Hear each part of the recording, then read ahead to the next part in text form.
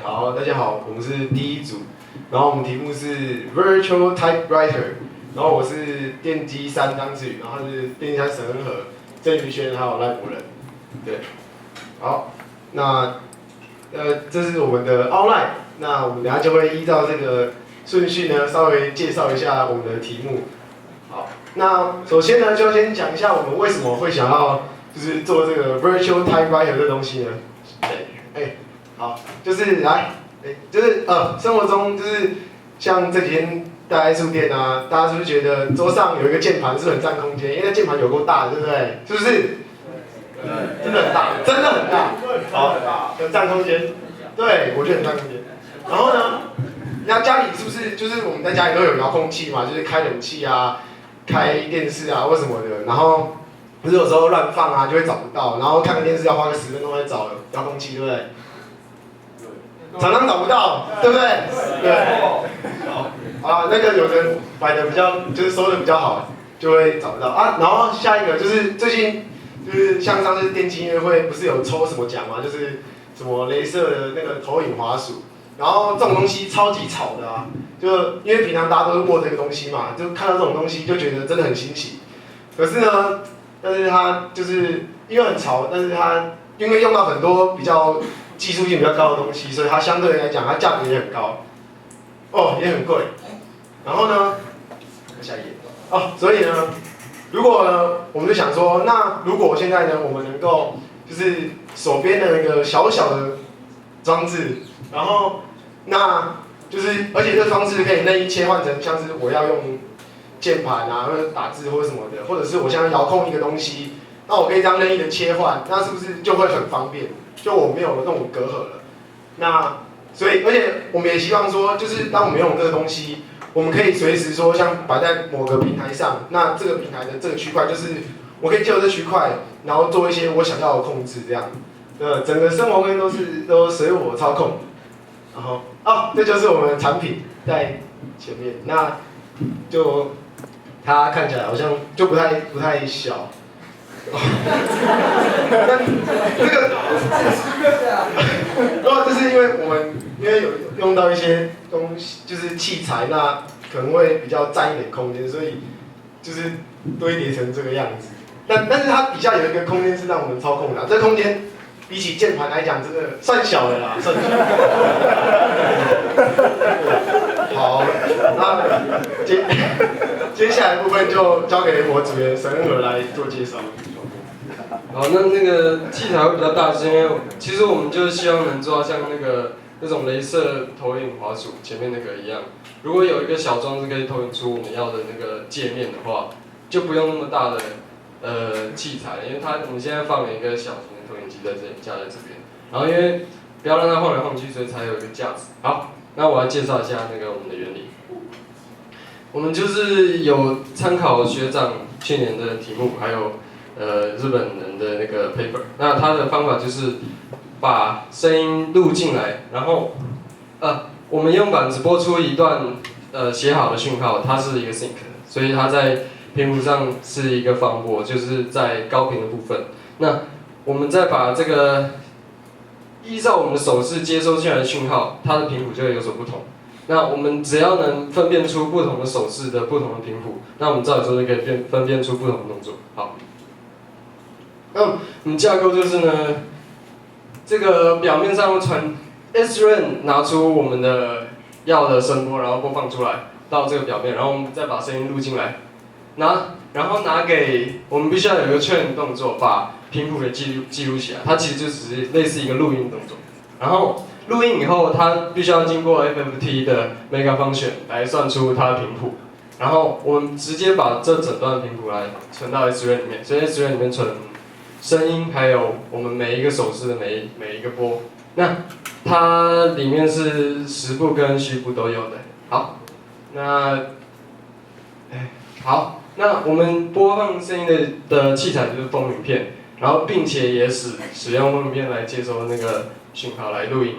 那我们比对频谱的方法很简单，就是 MSE， 我们直接把整段讯号来跟我们当前接收到的讯号的 FFT 来比较，算出一个 MAC， 所以我们知道波如果越接近，就是 MAC 越小，就越，所以如果我们能找到 MAC 最接近0的，那它应该就是我们想要的那个动作。好，这就是我刚刚讲的。好，我们好下一个，那一个小示意图吧，这是我们劝好的手势，也就是那个动作。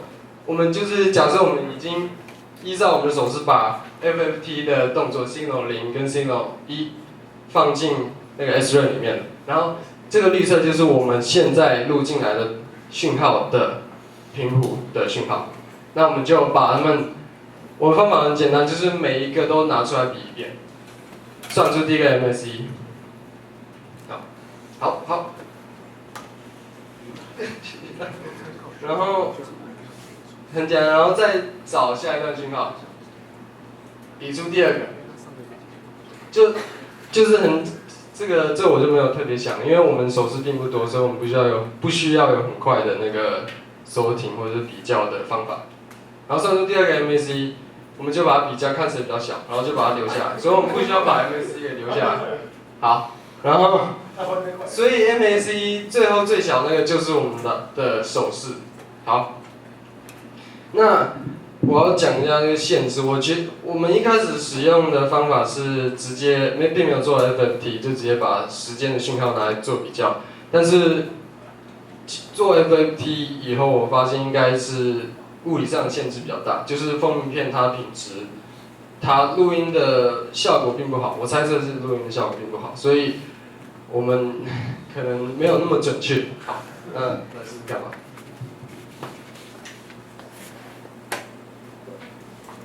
对。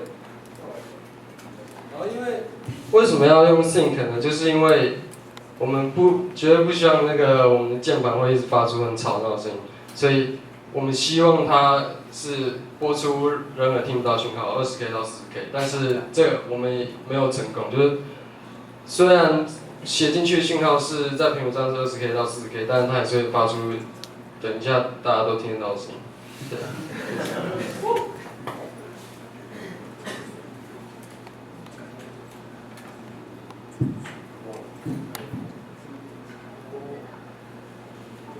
好，然后我们是有分几个 mode， 我们把图片写进我们板子里面，所以我们可以切换我们要的图片，也就是我们想要不同的那个遥控器的形式，对不对？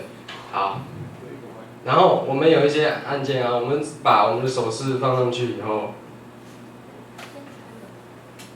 哦对，我们当然要有一个没有按任何东西的情况，所以我们就把它记录一下，应该就是红色的，好，然后再让它记录一下我们的动作。好，那是不太准，你看看，就是我们如果是有按上去的话，就是绿色的，对。那照理说它应该要这种情况都是蓝色的，你看，就是没有按上去它就蓝色的，它有时候会失灵，然后如果按上去有按的话，它就会变绿色，对。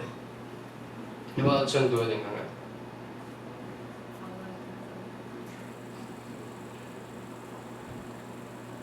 有啊，会画。对，那确实是不太准。那我认为我们的那个就是系统应该是没有什么问题，就是我们必须要有很好的器材。然后那个后来那个放映片也被我在实验的途中也是越来越破败，所以它可能效果就又更不好。好，那对，然后我们的那个系统就是很简单的一个 output， 就是一串数字。也就是说，我们要接到，例如说键盘或者是遥控器都很简单，我们只要有一个 interface 把这个数字，也就是手势的数字转换成我们想要的另外一种数字，然后输出就可以使用了。例如说，我们本来有想说要把它接在键盘的那个 IC 上面，可以直接接在电脑上，那都是可以做到的。好，我们可以试试看第二种 mode。它是看起来像电话的那个，的遥控器的样子。来，确认的过程。那有按它就变绿色，对。没有按它就蓝色。那看看劝多一点，看会怎么样？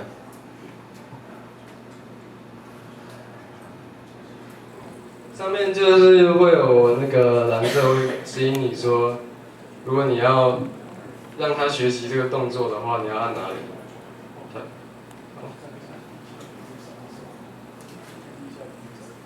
好吧，那大概就是这样子。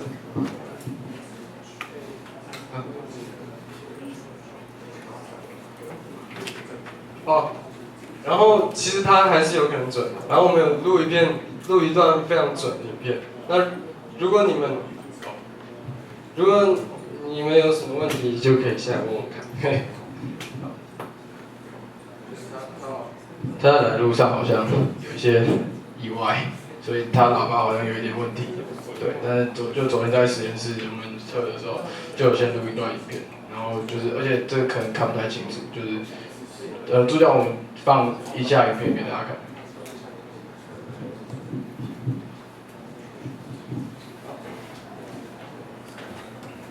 那因为我觉得我们的这个优点当然就是跟原本想出这个方法的人一样，它可以是一个很小的仪器，然后上面有2片放片，一片播放声音，一片录声音，所以我们只要把这仪器放在任意的表面上，如果它够准的话，只要能贴紧这表面，然后侦测到这表面发出的震动，反映出来的震动的话，那它就是可以在我们日常生活中，我只要坐在哪里，我就把这个仪器放在我的身边，然后投影出我要的界面，那它应该就是一个可以使用的遥控器。它就是那跟实体的键盘跟遥控器的差别是在于它是在希望可以在任意表面上面的。好。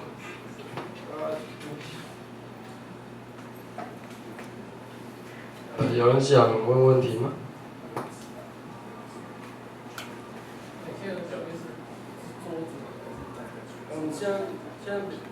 现在表面我们选了一个比较准的材料，就是亚克力的，对。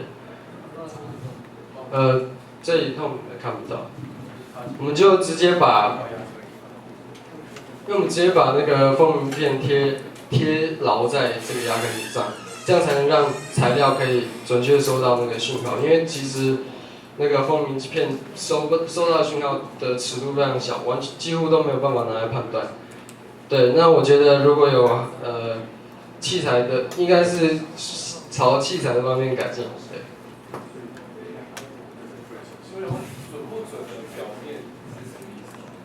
好，就是例如说硬的表面的话，它就比较能吸收到播出来的讯号，然后就会反映出它的结果。如果是软的表面的话，它是不是就会把那个声波吸收了？那它放出收回来的讯号可能都会差不多，所以就没有办法不容易分辨。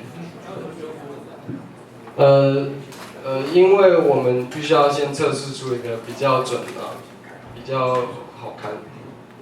好。没有，因为我们有试过直接贴在桌子上，可是贴在桌子上那个效果真的很差。然后亚克力板，因为我们试过很多，我们有试过放在一个木板上、平面上，可是后来发现亚克力板是目前效果最好的。好，照理说原本这个方法照理说是可以很准的，所以我觉得我们应该也做得到的。好。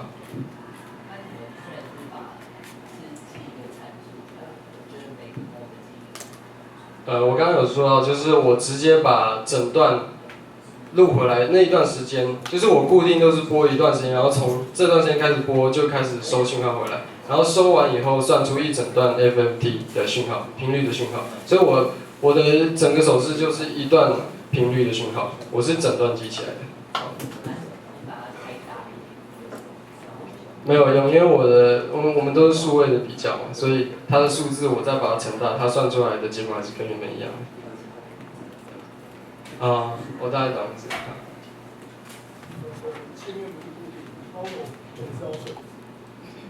界面不是固定的，就是因为如果我们改变我们想要放的表面的话，它收回来的讯号对应到的手势就绝对会完全不一样，所以我们必须要把每一个手势或者是按压的地方，都让它记录一遍。然后跟投影机没有关，是跟我按的地方有关，就是跟我的手势。然后它其实受到环境影响很大，就是你如果稍微动到一下，或者是按到什么地方，因为它是测 boundary condition 啊，就是因为 boundary condition 不一样，所以它的 frequency response 会不一样。然后所以如果你通常就是按到一下或动到什么，它就会不准。所以就是每次都要 train 一次。这样如果把它当产品，就会很方便。像这些是键盘，然后选30分。对，所以我不认为他们会拿来当键盘来使用，大概是遥控器之类的。我觉得方便，就是因为像就是通常我们不会想要做的正襟危坐，然后使用电视啊或者是遥控什么东西。比如说我坐在床上，我直接把这个东西开起来，然后劝一下，然后我就可以控制远方的东西。我不会想要拿着一个遥控器或是键盘在旁边。这是我们希望能做到的。有没有可能就是比如说你劝3个点，然后就导出整个键盘的位内？就是跟他们之间的相对位。对，我觉得我们就在想之前这个到底能不能就是有一个 model 或者是物理的原理，但是这个方法一开始的发想就是要那个就是 machine learning 本来是有的，是把就是要让仪器去把动作记起来，意思就是说他们并没有办法，或者说还没有找到方法去把整个平面或者是的位置找出来。然后一开始的发想也是不同的手势，而不是不同位置，所以我们不同位置可能会更不准。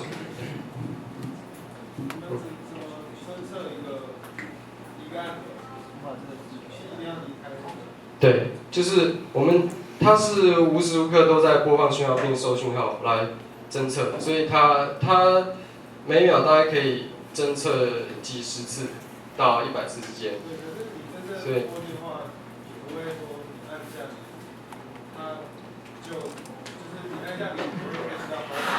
对。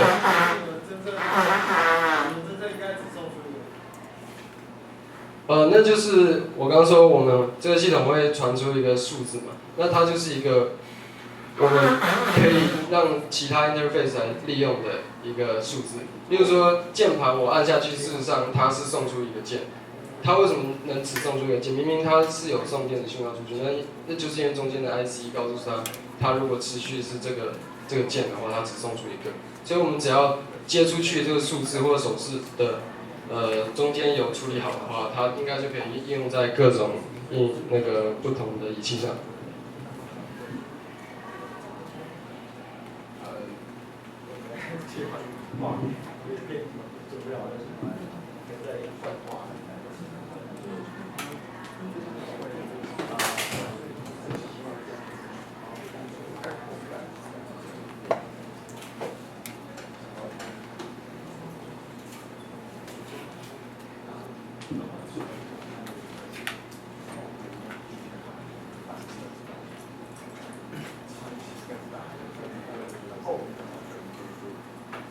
那希望大家就记得这个比较好的结果。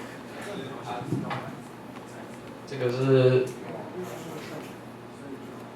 这是已经学习过后的结果。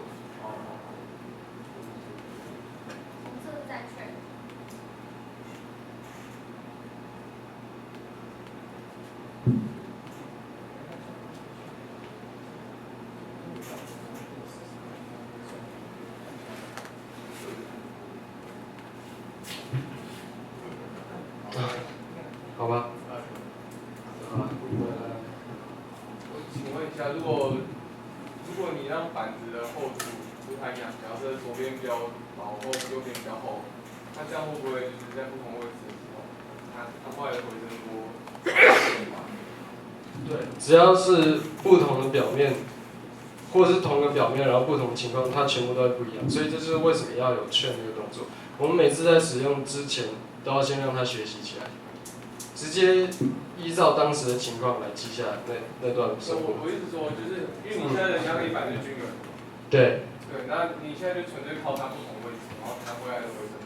对。是这样嘛？那如果我现在板子就是每个地方厚度不太一样，这样会不会弹回来的差异更大？那我觉得那样是更好。只要它的波差异越大，那我们就越能分辨它。如果它就是依照它有券的功能，那就是它厉害在这里，然后缺点也在这里。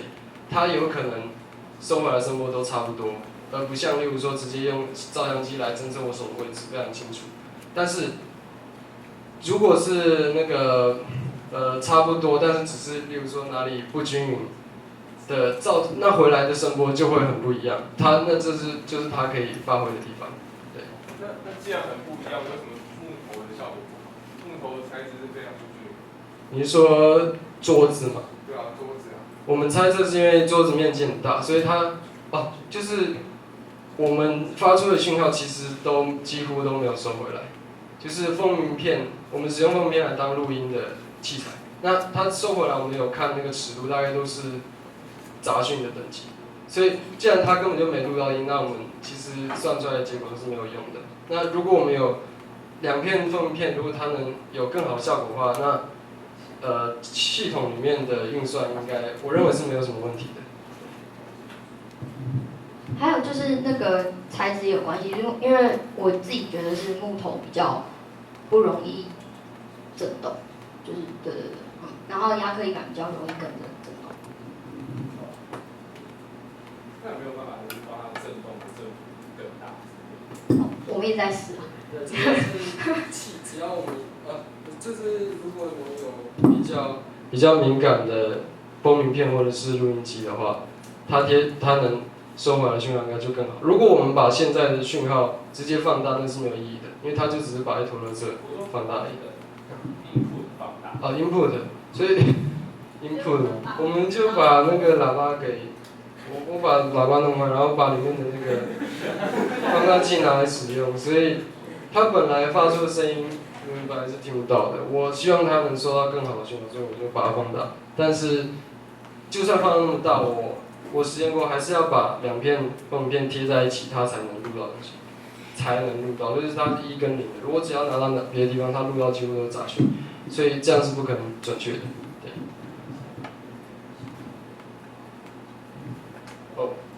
好吧，那来一个未来好，那就这样吧。好，谢谢。